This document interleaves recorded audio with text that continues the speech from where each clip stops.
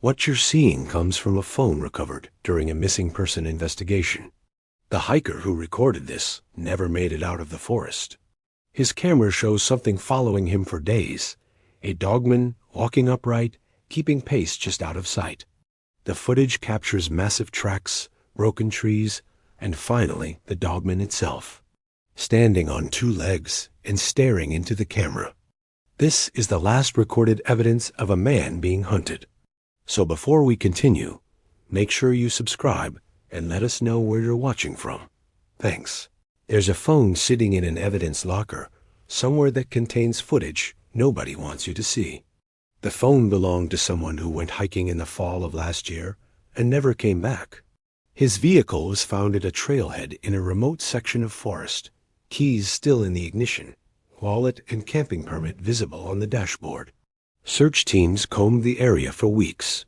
They found nothing. No body, no campsite, no trail of breadcrumbs leading to what happened to him. The case went cold after about 3 months. Family held a memorial service. Friends posted tributes online. Life moved on the way it does when someone vanishes without explanation.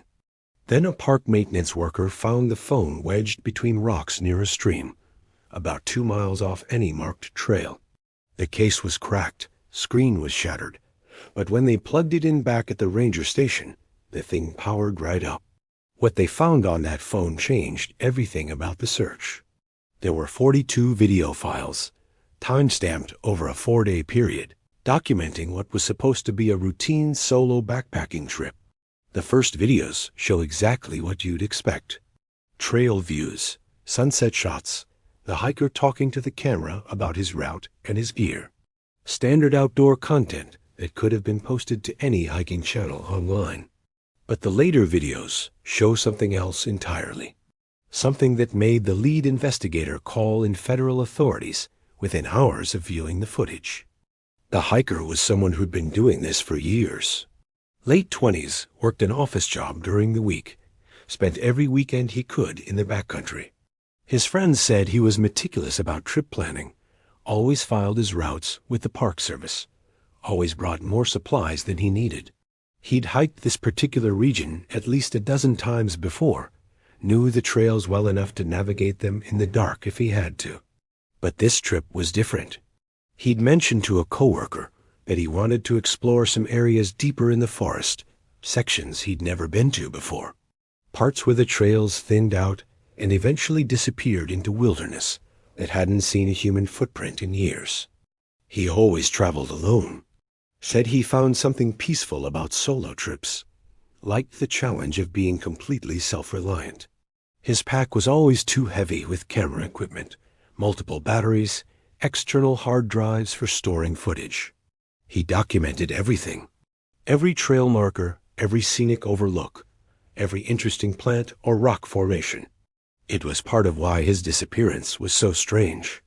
Someone that careful, that prepared, that experienced doesn't just vanish. The family reported him missing when he didn't show up for work on Monday. The trip was supposed to be 4 days, Friday through Monday morning. His employer said it wasn't like him to miss work without calling. His apartment showed no signs that he'd ever made it home. Search teams found his vehicle within hours. It was parked legally at the northern trailhead, permit properly displayed, nothing disturbed. Inside they found his registration, insurance papers, an empty coffee thermos. Everything you'd expect from someone who'd just started a hike. The trail he'd indicated on his permit led into an area of old-growth forest, dense canopy. Terrain that got progressively more difficult the deeper you went. Rangers followed the trail for miles, checking every campsite, every water source, every spot where someone might reasonably stop for the night. They found nothing. Not a tent, not a fire ring, not a single piece of trash or evidence that he'd passed through. The search expanded over the following weeks. Helicopter flyovers, canine units, volunteers walking grid patterns through the forest. They checked every drainage, every ravine, every place where an injured hiker might have ended up. Nothing. It was like he'd walked into the forest and simply ceased to exist. The search was officially called off after 5 weeks. The family continued to hope, continued to check online forums, and follow up on potential sightings. But deep down, everyone knew. People don't survive 5 weeks in the wilderness without proper shelter and supplies. Whatever happened to him, it happened early in his trip, before he had a chance to signal for help or make his way back to civilization. The phone turned up 6 months later by pure chance. The maintenance worker was clearing debris from a drainage area near a stream crossing when he spotted something metallic wedged between 2 boulders. The phone was in bad shape. Water damage had corroded some of the internal components. The screen was spider-webbed with cracks. The case had dents and scratches like it had taken a serious impact. But the memory card inside was intact. When they managed to extract it and transfer the files, they found themselves looking at the last 4 days of the hiker's life, documented in excruciating detail. 42 videos, ranging from 30 seconds to almost 10 minutes long, showing his trip from optimistic beginning to terrifying end. The first 8 videos are completely normal. Day 1 starts with him loading his pack into his vehicle, checking his gear list, showing off the new sleeping bag he'd bought for the trip. He's excited, talking about how perfect the weather forecast looks, how he's been planning this route for months. The drive to the trailhead, the hike in, everything is textbook.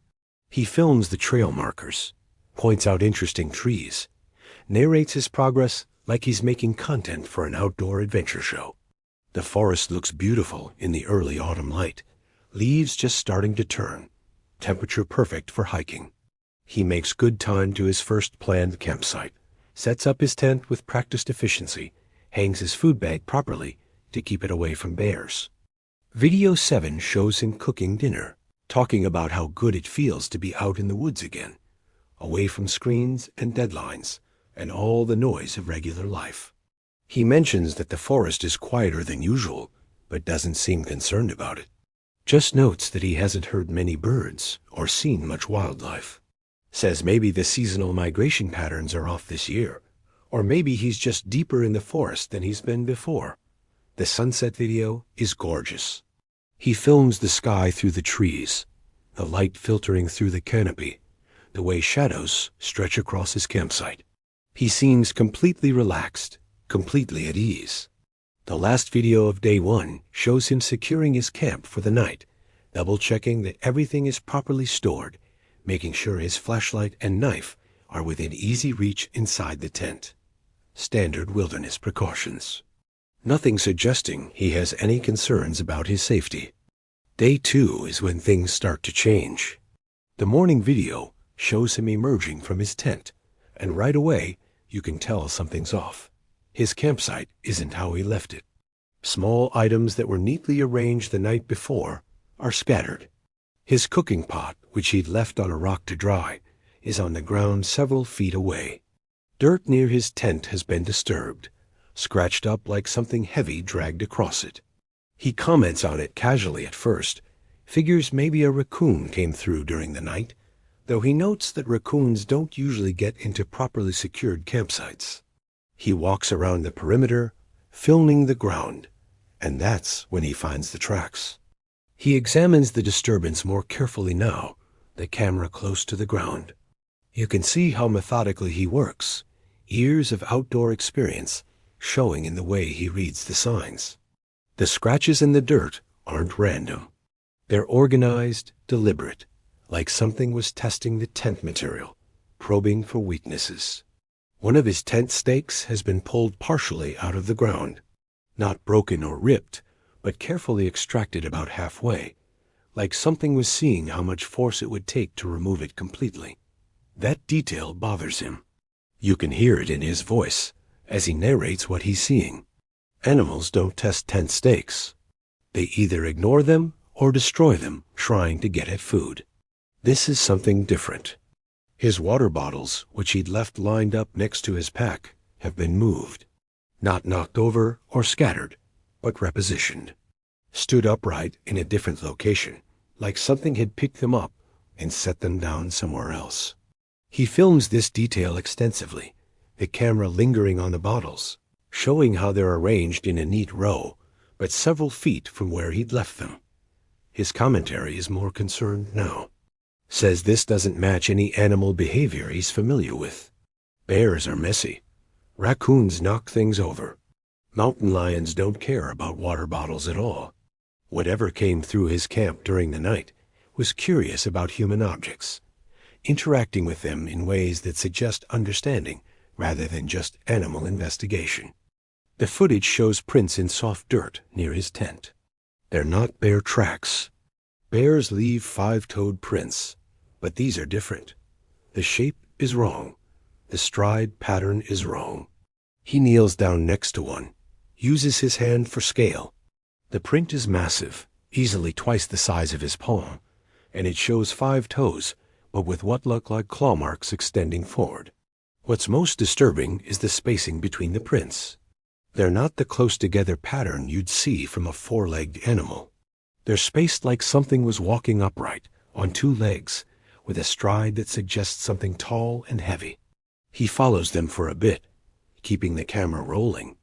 The tracks lead away from his camp, into the trees, and eventually disappear where the ground gets too hard to hold impressions. He's treating it like an interesting discovery at this point. Speculates about what could have made the tracks, runs through possibilities out loud. Mentions that the shape doesn't match anything he's seen before. Considers that maybe it's a deformed bear or some kind of hybrid animal, though he admits that doesn't really make sense. He takes multiple photos of the tracks from different angles, measures them carefully, documents everything like someone who wants to be able to prove what he's seen when he gets back to civilization. Then he mentions the silence. The forest is completely quiet. No bird calls, no insects, no wind noise. Just dead silence pressing in from all sides. He jokes nervously about it, says it's probably nothing, but you can hear the uncertainty creeping into his voice. He takes his time breaking camp that morning. The video shows him packing slowly, methodically, checking everything twice. His narration is more subdued now.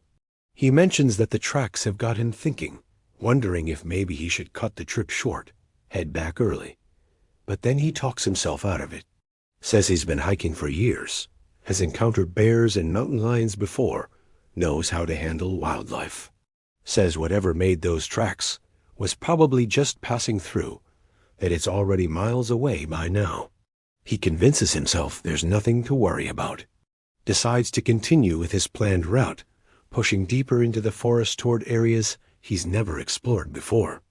The afternoon videos from day 2 show him hiking a ridge trail, still documenting the scenery, but clearly more alert now. He keeps the camera pointed ahead most of the time, but every so often he'll turn it back the way he came, scanning the tree line. About 2 hours into the hike, he stops abruptly. The video catches him standing completely still, listening. He whispers into the camera that he heard something large moving parallel to the trail, maybe 50 yards to his left, keeping pace with him. He waits, camera pointed at the trees, but sees nothing. After a few minutes of silence, he starts moving again, but faster now. His breathing is heavier, and not just from the exertion of hiking. He stops twice more over the next hour, each time filming the forest around him, trying to catch sight of whatever he thinks is following. The footage shows nothing but trees and undergrowth, but the audio picks up sounds. Branches breaking, heavy footsteps, movement that seems too large and too purposeful to be coincidence.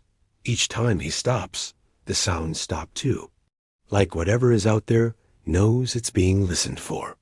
Like it's smart enough to freeze when he does, to wait until he moves before continuing its pursuit. The tension in his voice is building.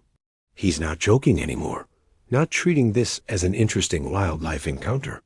He's genuinely concerned now. The next video shows him coming across more tracks. These are crossing the trail directly, fresh enough that the edges are still sharp. Same pattern as the ones near his camp, but these are even larger. He measures one carefully with his hand, and it's clear the print is well over a foot long. The stride length is impossible.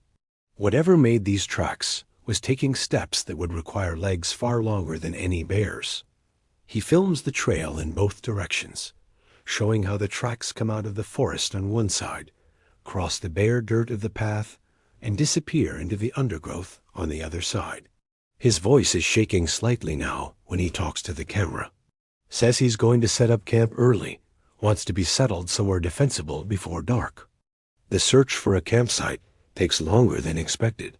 He's looking for specific features now. Open ground where nothing can approach without being seen. Proximity to water, but not so close that the sound of the stream would mask other noises. Trees thick enough to act as barriers, but not so dense that they limit visibility. He's thinking tactically now, not like a hiker choosing a pleasant spot for the night, but like someone preparing for a potential confrontation. The video shows him checking multiple locations, rejecting them one by one for various reasons. Too exposed, too enclosed, too far from an escape route. Finally, he settles on a spot near a rocky outcrop, a small clearing with good sight lines in all directions. The evening video shows him at his second campsite, a small clearing near a rocky outcrop. He's built a larger fire than necessary, more for light than warmth. He mentions feeling watched, says he knows it sounds paranoid, but he can't shake the sensation of eyes on him. The forest around the camp is pitch black beyond the firelight, and every so often he'll turn the camera toward the darkness, the lens struggling to pick up anything in the void. Then he catches something. A sound in the audio, heavy footsteps, the crack of a branch breaking. Whatever made that sound is big. He goes silent, camera pointed at where the sound came from.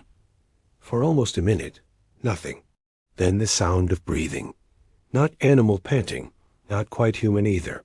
Something between the two, deep and measured. He sits by that fire all night.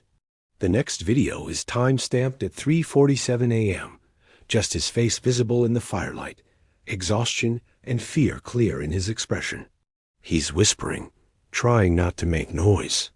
Says that whatever is out there has been circling his camp for hours. He's heard it multiple times, always staying just outside the reach of the firelight, always moving, never coming close enough for him to get a clear look. At one point, the camera catches a glimpse of something moving between trees.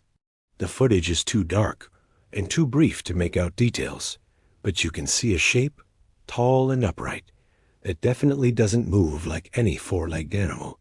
He tries to follow it with the camera, but it's gone before he can focus on it.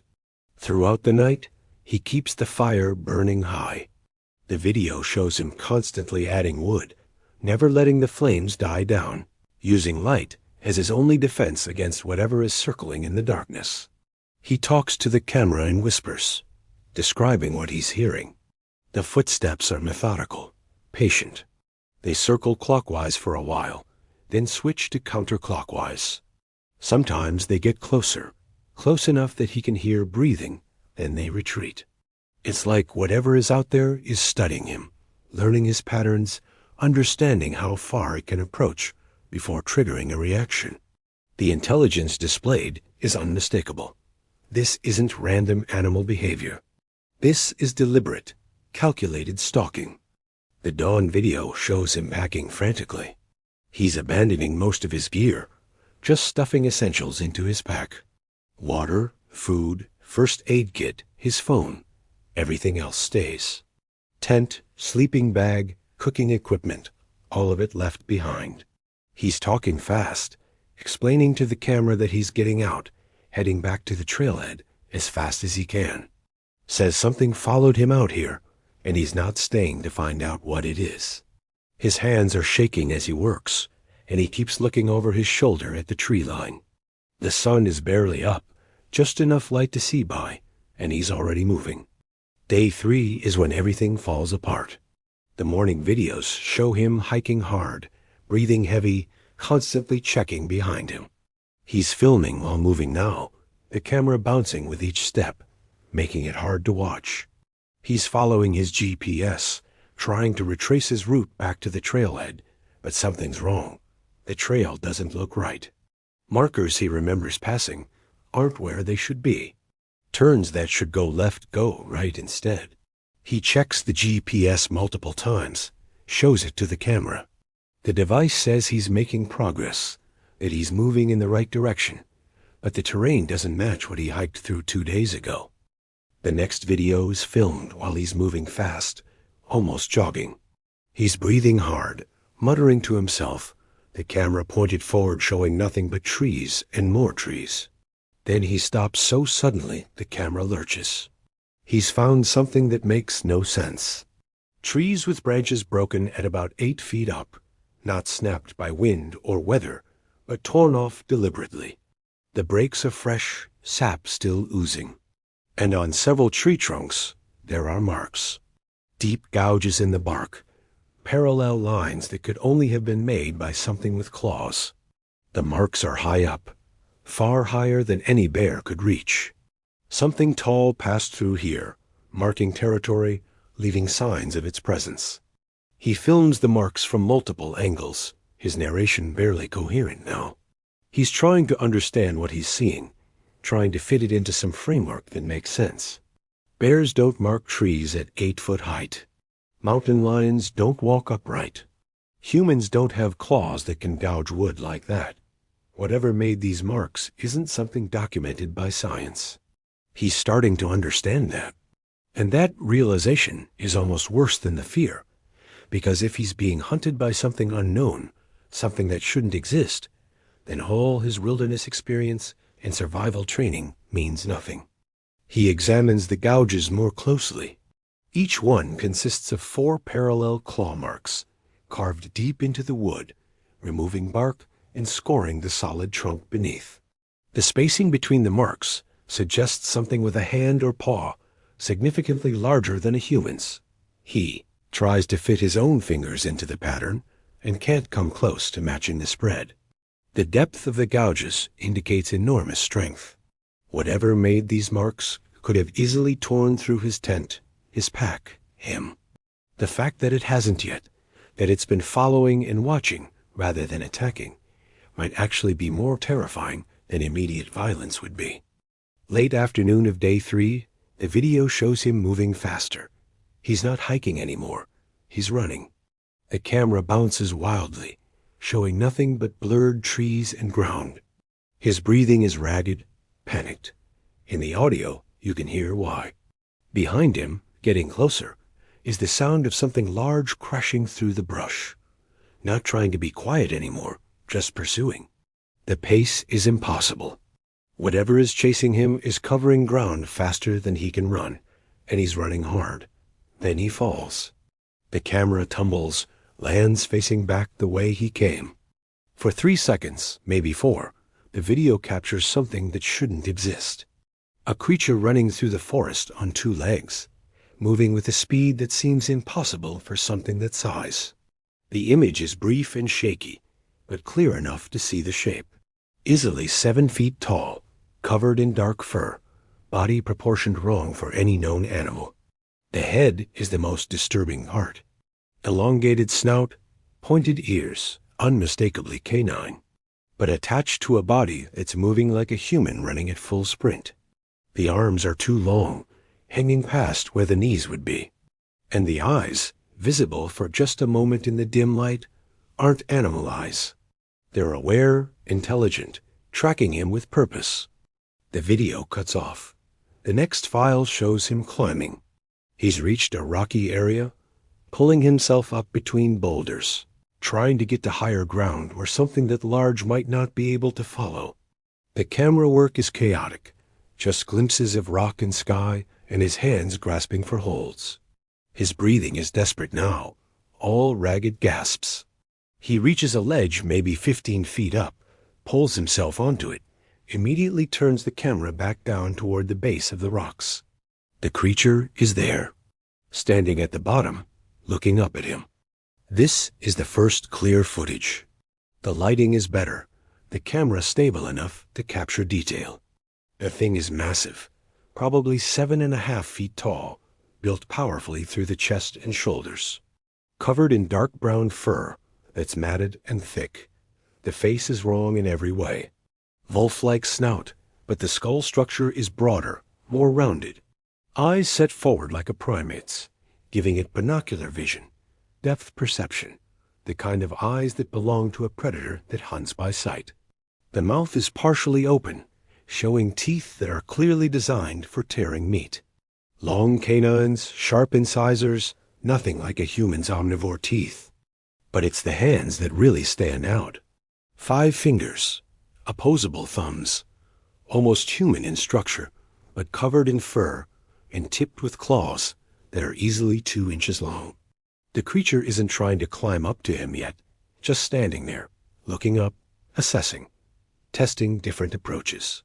It circles the rock formation slowly, keeping its eyes on him the whole time, moving with a deliberate intelligence that's somehow more frightening than if it had just attacked immediately. It's thinking, planning, waiting for the right moment. The video runs for 8 minutes. For 8 minutes, the hiker films this thing as it paces around the base of the rocks, occasionally reaching up to test handholds, always keeping him in sight. And during those 8 minutes, the creature makes sounds. Not howls, not growls, nothing you'd expect from a wild animal. The sounds are somewhere between human speech and animal vocalization. Like it's trying to form words, but doesn't have the right vocal structure. Or like it's mimicking sounds it's heard before, testing them out, seeing if any of them get a reaction. The effect is deeply unsettling. Familiar enough to be almost understandable, alien enough to be completely wrong. At one point, the creature stops circling and stands perfectly still, staring directly at the camera. Not at the hiker, but at the phone in his hands. Like it understands what the device is, what it's for. The eye contact is maintained for almost 30 seconds, unblinking, unwavering. Then the creature tilts its head, exactly the way a curious dog might when trying to understand something. But there's nothing cute or endearing about the gesture. It's analyzing, processing, demonstrating a level of awareness that goes far beyond animal intelligence. Then it resumes circling, testing approaches, waiting. That night video is filmed from the ledge. It's completely dark now, the only light coming from his phone screen. He's whispering into the camera, trying to stay quiet. Says his battery is at 15%. Says he can hear the creature moving around below, circling, waiting. He apologizes to his family. Says he should have never come out here alone, should have stayed on the marked trails, should have turned back when he found those first tracks. He talks about the creature like it's something real, something that exists even if science doesn't recognize it. Says people need to know these things are out here, that the wilderness isn't safe the way we think it is. The battery warning appears on screen. He mentions it, says this might be his last chance to record, describes everything he's seen over the past 3 days in as much detail as he can manage. The tracks, the marks on the trees, the way the creature moves and hunts. Says it's been hurting him, driving him deeper into the forest, away from any chance of rescue. That the GPS malfunction wasn't a malfunction at all. Somehow the creature had led him in circles, kept him lost, wore him down, until he had nowhere left to run. The video ends with the battery dying mid-sentence. There are 4 more files. 3 of them are morning of day 4. The first shows him climbing down from the rocks at dawn. The creature is gone. He needs water, hasn't had any since yesterday morning. He's going to try to reach a stream he passed the day before, maybe a quarter mile from his position. The video is short, just him explaining his plan, showing the route. He looks exhausted, defeated, knows this is probably a mistake, but doesn't have any other options. His lips are cracked, voice hoarse from dehydration. He mentions that his hands are shaking, that he can barely think straight. But staying on the rocks means dying of thirst, so he has to move. The second video is him running. No explanation, just footage of forest blurring past as he moves as fast as he can. The audio is overwhelming. His breathing, footsteps crashing through brush, branches breaking.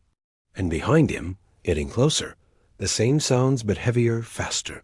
The pursuit is relentless. He's not going to make it to the stream. He's not going to make it anywhere. He falls again, the camera tumbles, and for a moment you can see the creature mid-stride. It's running on two legs at a speed that should be impossible for something that size. The proportions are all wrong, the gait is wrong, but the speed is terrifying. The third video is 8 seconds long. The camera is on the ground, lying on its side. The lens is cracked, but still recording.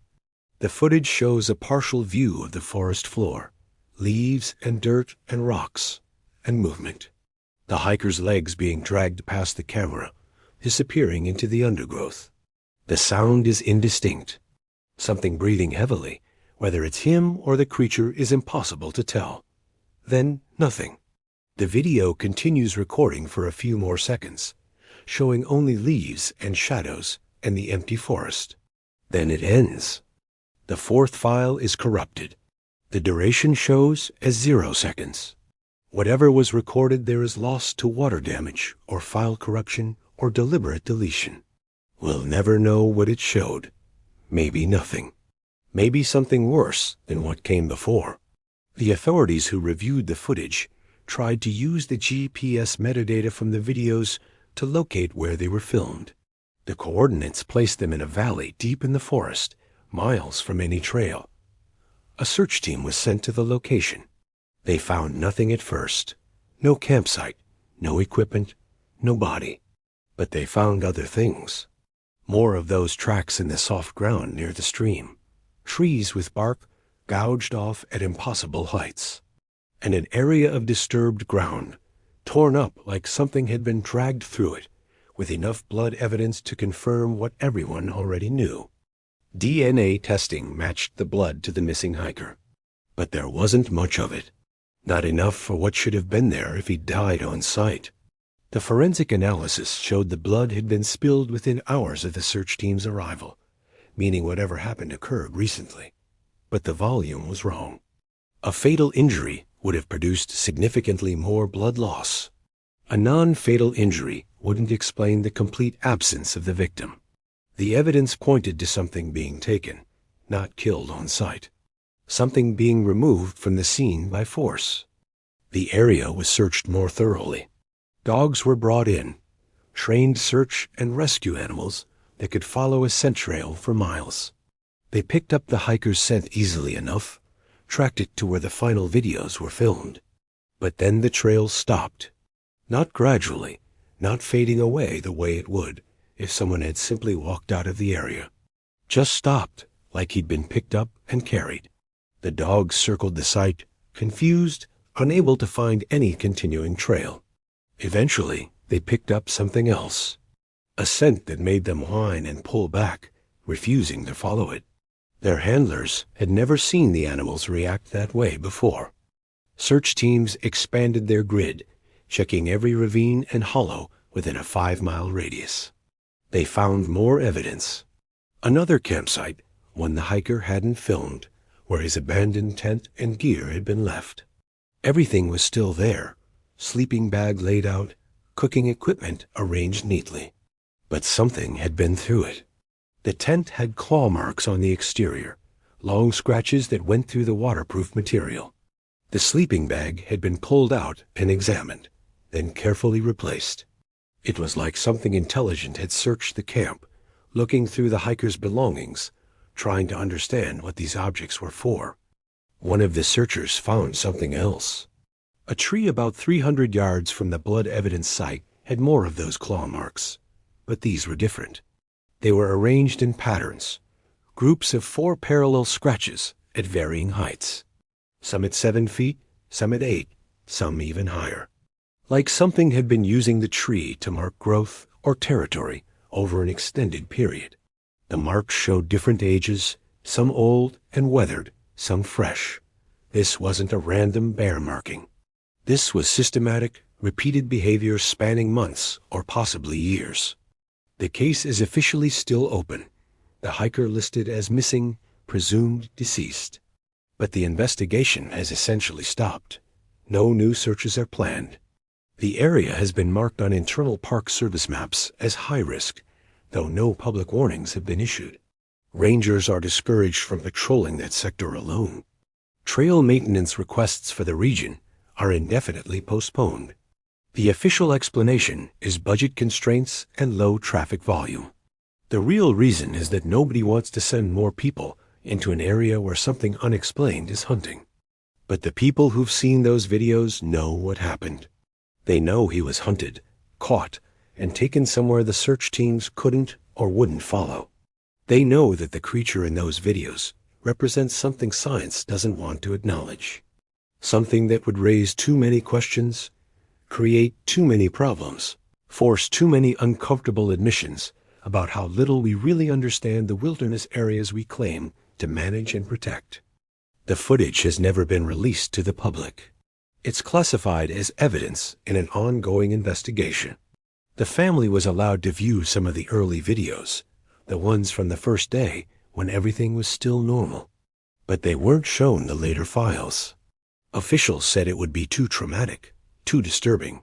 What they really meant was that the footage showed things the public isn't supposed to know about. Things that live in the deep forests. Things that hunt. Things that are intelligent enough to track prey over days, to herd them away from help, to wait for the perfect moment to strike. The lead investigator who first viewed the footage requested assistance from federal wildlife authorities within hours. That call triggered something. Within a day, people arrived who wouldn't identify which agency they worked for. They took custody of the phone, made copies of all the files, and instructed local authorities that the case was now under federal jurisdiction. The local sheriff's department was told to refer all inquiries to a contact number that went to a voicemail that was never returned. The park rangers who'd participated in the search were interviewed separately, asked to sign non-disclosure agreements, and reminded that discussing details of an ongoing investigation was a federal offense. The person telling this story claims to have seen the videos through a source close to the investigation. Someone who made copies before the federal authorities arrived, who understood that evidence like this has a way of disappearing into classified files, never to be seen again. They described the experience of watching all 42 files as transformative, something that changed their entire understanding of wilderness areas and what might live in them. Say they couldn't sleep properly for weeks afterward, kept seeing those images every time they closed their eyes. The creature's intelligent stare, the methodical way it stalked its prey, the final moments of video showing the drag marks, and then nothing. They mentioned details from the videos that weren't in any official reports. The way the creature's fur moved in the footage, more like a living thing than simple hair. The sounds it made, which included what seemed like attempts at mimicking human speech patterns. The moment when it looked directly at the camera and seemed to understand it was being recorded, tilting its head with what looked like curiosity rather than aggression. These details paint a picture of something far more complex than a simple predator. Something that demonstrates problem-solving abilities, tool recognition, even a rudimentary understanding of human technology. The person telling this story claims to have seen the videos. Won't say how, won't name sources. Just says that copies exist outside the official evidence chain, that people who need to know have seen them, that the footage is real and verified. They describe watching all 42 files in one sitting, seeing the transformation from confident hiker to terrified prey to victim. Say the worst part isn't the creature itself, disturbing as it is. The worst part is how intelligent it clearly is. The way it stalked its prey systematically, learned the hiker's patterns, cut off escape routes. The way it seemed to understand it was being filmed in those final shots. The way it looked at the camera with something that wasn't quite human intelligence, but wasn't animal either. There have been other disappearances in that area since. 3 in the past year alone. All of them experienced hikers. All of them vanished without a trace. The first was a woman in her 30s, veteran of dozens of backpacking trips, who filed a route plan for a 3-day solo hike. Her vehicle was found at the trailhead 4 days later. Search teams found her first night's campsite, properly set up and secured, but no sign of her beyond that point. The second was a couple in their 50s, experienced outdoorspeople who'd been hiking together for 20 years.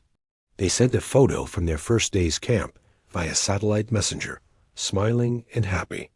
That was the last anyone heard from them. Their tent was found a week later, partially collapsed, claw marks on the exterior. The third disappearance happened just 2 months ago. A college student hiking alone during fall break. He'd told friends he wanted to test some new camping gear, planned to spend 3 nights in the backcountry. When he didn't return, campus security contacted the Park Service. Searchers found his pack about a mile from any trail, contents scattered. His phone was missing. No body, no blood, no obvious signs of what happened. But there were tracks near the pack. The same massive bipedal prints that had been found near the hiker's video evidence site. The search was called off after 2 days, officially due to incoming weather. Unofficially, the rangers didn't want to stay in that area after dark. The Forest Service has quietly discouraged solo hiking in that region. Trail maintenance has been suspended. Access roads have been allowed to deteriorate. They're not closing the area officially. That would require explanations they're not willing to give. They're just making it harder to get there, hoping people will choose easier trails elsewhere. Parking areas at trailheads have been reduced in size, limiting the number of vehicles that can access the area. Signage has been allowed to fade and hasn't been replaced. The official website shows those trails as temporarily closed for maintenance, with no estimated reopening date. But some people still go. Some people don't get the message or don't care. Experienced hikers who think they know better, who've done harder trails and survived worse conditions. Urban explorers looking for adventure in restricted areas. People who've read about the disappearances online and want to see the location for themselves, drawn by the mystery rather than deterred by it. And sometimes they don't come back. Sometimes their vehicles sit at the trailhead for days before anyone notices. Sometimes search teams find abandoned gear and nothing else. Sometimes there are no clues at all, just another person added to the list of those who walked into the forest and never walked out. The videos prove something lives in those forests. Something that walks upright like a man but isn't human. Something that hunts with intelligence and patience and complete confidence in its ability to catch its prey. Something that science doesn't recognize because acknowledging it would mean admitting that there are species out there we don't control, don't understand, and can't protect people from. So the footage stays locked away. The hiker stays listed as missing. The case stays open but inactive. And the creature, or others like it, continues to patrol territory it considers its own. The person telling this story won't hike alone anymore, won't go into remote wilderness areas, won't venture into forests where the trails thin out and the cell service disappears. They've seen what happens when you go too deep, stay too long, ignore the signs that you're not alone. They've seen 42 videos that document exactly how it feels to be hunted by something that shouldn't exist, the fear that builds gradually, the realization that you're being stalked, the desperate attempts to escape, the final moments when you understand that escape isn't possible. They've changed their entire approach to the outdoors now. Only hike in groups. Only go to popular, well-maintained trails. Always stay within cell phone range. Always file detailed plans with multiple people. Always carry emergency beacons. These aren't paranoid precautions anymore. They're necessary safety measures for someone who knows what's really out there. They try to convince friends to take the same precautions, but it's hard to explain without showing the videos. And the videos are locked away, classified, inaccessible to anyone without the right clearances or the right connections. They keep coming back to those final seconds of video. The hiker being dragged past the camera. The heavy breathing. The efficiency of it. Like the creature had done this before. Like this was routine. The forest has always had dangers. Bears, mountain lions, weather, terrain. But those are known dangers. Natural dangers that can be prepared for and managed. What's out there now, what those videos document, is something else. It's a predator that's learned to hunt the most dangerous prey. That's learned we're not as safe in the wilderness as we like to think. That's learned to be patient and careful and to take its prey when no one else is around to see. The official story is that the hiker got lost and died of exposure or injury, that his body was scavenged by animals, which explains why there's so little left, that the videos show normal wildlife behavior, maybe a bear or a mountain lion, distorted by fear and poor lighting, that the tracks are misidentified bear prints, the claw marks are from bears marking territory, the sounds are wind and wildlife. Everything has an explanation. Everything fits into the accepted framework of what's possible. But people who've seen those videos know different. They know what they saw. They know it was real. And they know that somewhere in those deep forests, in the places where the trails disappear and the maps end, something is hunting. Something intelligent. Something patient. Something that will wait for the next solo hiker who ventures too deep and stays too long. Something that's been there far longer than our trails and our maps, that considers those forests its territory, that sees humans as intruders who occasionally need to be reminded of their place in the food chain. The person telling this story says they can't stop thinking about it, can't stop seeing those images. The creature running on two legs, the intelligent eyes, the way it circled the rocks, testing approaches, waiting for its chance. The casual efficiency of the final moments. They wonder how many other phones are out there, wedged in rocks or buried in leaves, containing footage that will never be found. How many other hikers have documented their final days without anyone ever seeing it? How many times this has happened, and how many times it will happen again, because the truth is too disturbing to acknowledge publicly. They've tried to research the creature, looking for similar reports from other regions, other time periods. What they've found is both fascinating and disturbing. Stories going back generations from various tribes and early settlers about creatures that walk like men but aren't human. Wolf-headed beings that haunt the forests and hunt those foolish enough to venture into their domain. Most of these stories were dismissed as folklore, cultural legends passed down through oral traditions. But after seeing the videos, after watching documented proof of something that shouldn't exist, those old stories take on new significance. Perhaps the legends weren't just stories. Perhaps they were warnings, attempts by people who knew to tell those who didn't, that the deep forests hold dangers that can't be explained or understood through modern scientific frameworks. Perhaps every culture that's lived near these wilderness areas has encountered the creatures, has learned to respect the boundaries between human territory and something else's domain. And perhaps our modern arrogance, our belief that we've mapped and cataloged and understood everything, has made us forget those warnings and walk confidently into places we should fear. The wilderness isn't empty. That's what those videos prove.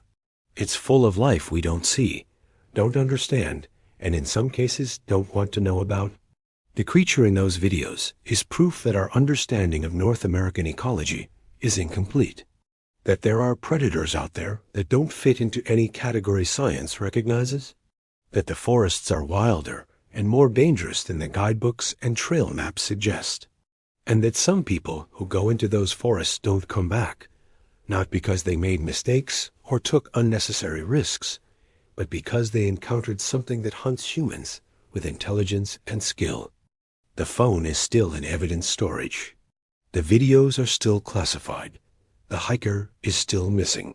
And somewhere out there, in the deep forest where the search teams found those tracks and that disturbed ground and not much else, the creature continues to exist, continues to hunt, continues to wait for the next person who wanders into its territory without understanding what's really out there. The person telling this story won't ever be that person. They've seen enough. They know enough. They're staying in the world of trails and park rangers and cell phone service. They're leaving the deep forest to whatever calls it home. And they're telling this story as a warning to anyone who thinks they're safe out there alone. You're not safe. The wilderness is bigger and stranger than you know. And some things that live there see you as prey.